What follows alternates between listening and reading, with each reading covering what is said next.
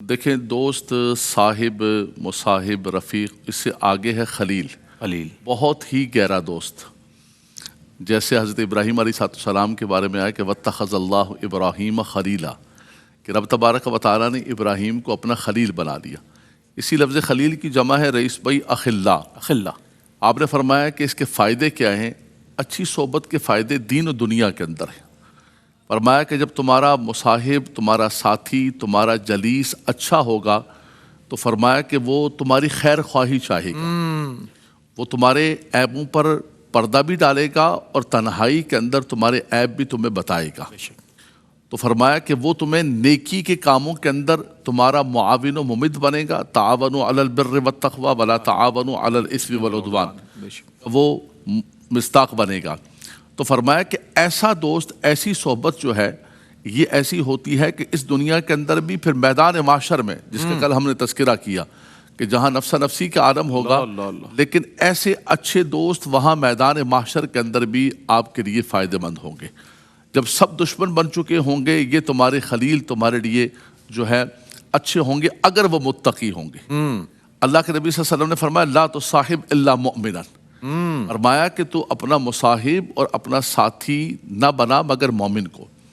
فرمایا کہ وہ شخص جو خود فاسق و فاجر ہے، اللہ کا نافرمان ہے، اور جو اللہ کے رسول کا نافرمان ہے، وَلَا تُطِعْ مَنْ أَغْفَلْنَا قَلْبَهُ عَنْ ذِكْرِنَا، کیا بات، جو خود غافل ہے، فرمایا کہ اس کے پیچھے نہ چلو، اس کے نقش قدم پر اور اس کی پیروی پہ نہ چلو، فرمایا وہ تمہیں تباہ و برباد کر دے گا۔ تو اچھی جو صحبت ہے، جیسے حدیث پاک پڑھی گئی کہ اللہ کے نبی صلی اللہ علیہ وسلم نے فرمایا کہ یہ تو مشک و عطر کی دکاندار کی طرح ہیں۔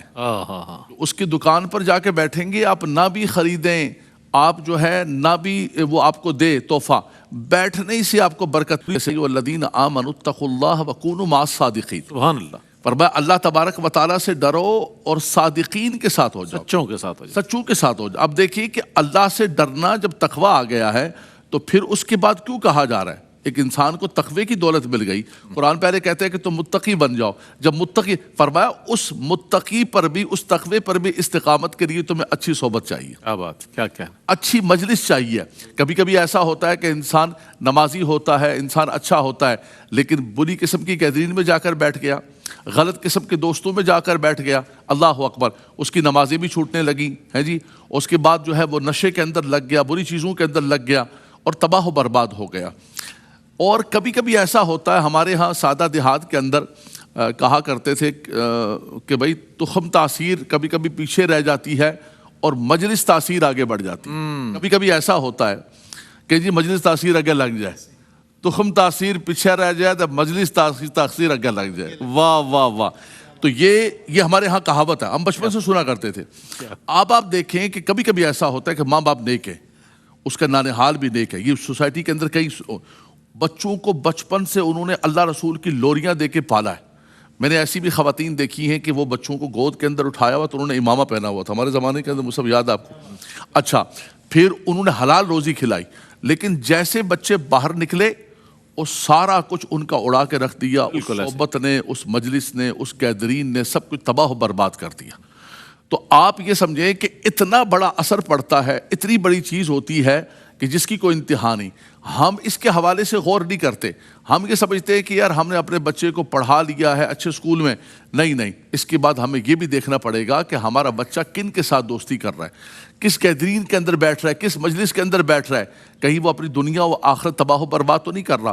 اور رئیس بھائی، اس پروگرام کی وساطت سے میں اپنے بچوں کو، نوجوانوں کو کہوں گا، ہماری جو نیو جنریشن ہے، ہماری یہ جو بالکل جین زی ہے، ان کے بارے میں ہم نے فرمایا کہ جو انٹرنیٹ پہ دوستیاں کر رہے ہیں، ان سے میں کہوں گا کہ بیٹا اس وقت تباہی اور بربادی یہی ہے سب سے بڑی، کہ ایک پتہ ہی نہیں کسی بندے کے بارے میں آپ اس سے دوستی کر رہے ہیں، بیہائنڈ دا سین وہ ہے کیا ہے، وہ آپ کو کن راہوں میں، کن رستوں میں، کن گلیوں میں لے کر جا رہا ہے آپ کو پتہ ہی نہیں، آپ اس سے دوستی کر لیتے ہیں، اور آخر کے اندر یہ ہوتا ہے کہ پتہ چلا کہ وہ آپ کو بد گلی کے اندر لے گیا، آپ کی دنیا بھی تباہ کر دی، آپ کی آخرت بھی تباہ کر دی، آپ نہ کام کاج کے رہے، نہ ماں باپ کی خدمت کے قابل رہے، نہ دین کے رہے۔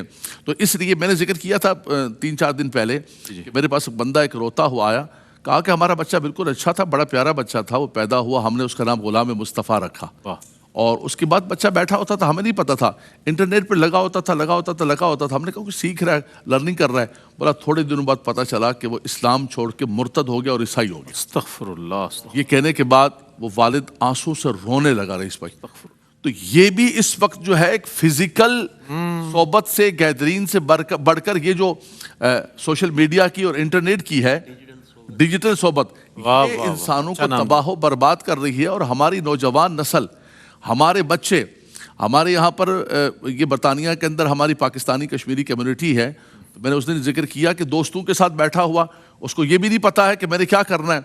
والد فوت ہوئے, ایک بھائی کہہ رہا ہے کہ جنازے کو اٹھا کر لے چلو میت, دوسرا کہہ رہا ہے کہ میرے دوستوں کو میں نے دیکھا کہ وہ اپنے باپ کو جلا رہے تھے, تو میں بھی اپنے باپ کو جلاؤں گا کیونکہ میرے دوست جلا رہے تھے, میں نے اپنے دوستوں کو جلاتے ہوئے دیکھا. تو آج تو ہم اس چیز کی فکر نہیں کر رہے, تو کہیں ایسا نہ ہو جائے کہ کل کو ہمیں پتہ بھی نہ ہو کہ ہمارے بچے کن کے ساتھ بیٹھ رہے ہیں اور تباہی اور بربادی ہو رہی ہے. علامہ لیاقت حسین اظہری صاحب اور قبلہ مفتی محمد اکمل مدنی صاحب نے اس موضوع پر ایک ایسی کنسٹرکٹیو اور ایسی